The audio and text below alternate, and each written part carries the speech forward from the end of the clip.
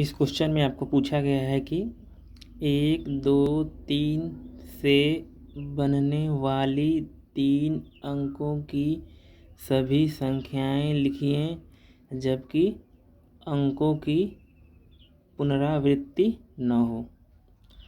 तो इसमें आपका क्वेश्चन में पूछा गया है कि जो भी लिखना है आपको, अंक जो भी लिखना है 3 अंकों की, उसके बाद फिर वो अंक फिर दोबारा नहीं लिखना है।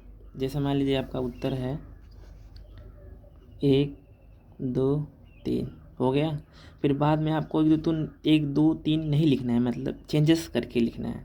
जैसे कि मान लीजिए आपका 1, 2, 3 हो गया, तो यहाँ पे आपका 2, 3, 1 हो गया। ठीक है, आपका जो है 2, 3, 1 हो गया। फिर आपका 1, 3, 2 हो गया। ठीक है, फिर आपका 2, 1, 3 हो गया। ठीक है, फिर आपका 3, 1, 2 हो गया।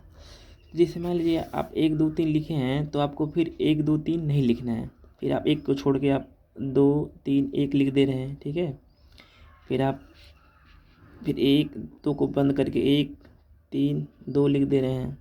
ठीक है, और फिर आप जो है कि 1 को बंद करके 3 को बंद करके आप 2, 1, 3 लिख दे रहे हैं। ठीक है, तो जो चीज़ लिखना है मतलब वो चीज़ दोबारा नहीं लिखना है, उसमें एक दूसरे को चेंज करके लिखना है।